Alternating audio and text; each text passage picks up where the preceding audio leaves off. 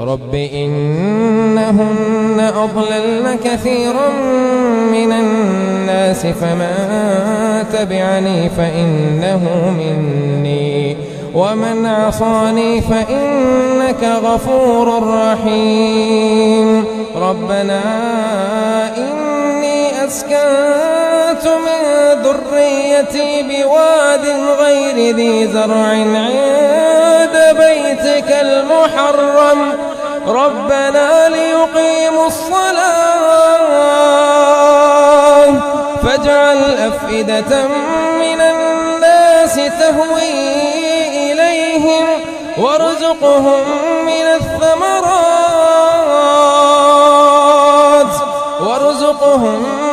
الثمرات لعلهم يشكرون ربنا إنك تعلم ما نخفي وما نعلن وما يخفى على الله من شيء في الأرض ولا في السماء الحمد لله الذي وهب لي على الكبر إسماعيل وإسحاق إن ربي لسميع الدعاء رب اجعلني مقيم الصلاة ومن ذريتي ربنا وتقبل دعاء ربنا اغفر لي ولوالدي وللمؤمنين يوم يقوم الحساب ولا تحسبن الله غافلا عما يعمل الظالمون إنما يؤخرهم ليوم تشخص فيه الأبصار مهطعين مقنعي رؤوسهم لا يرتد إليهم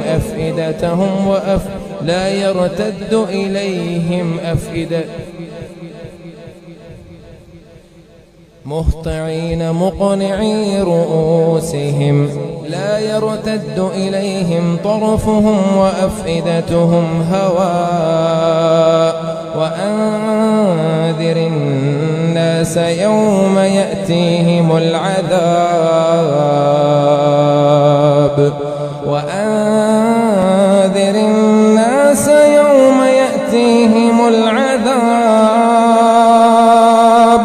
فيقول الذين ظلموا ربنا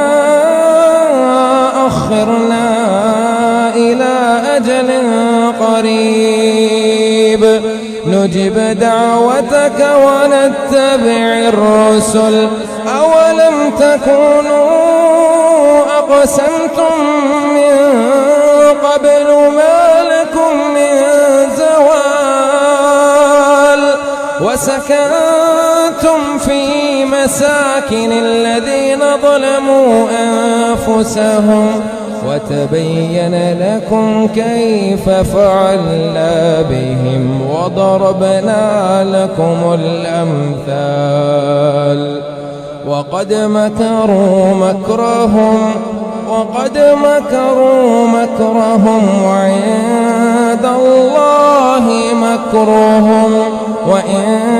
كان مكرهم لتزول منه الجبال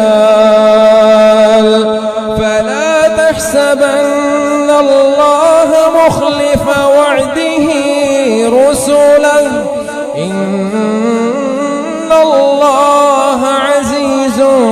ذو انتقام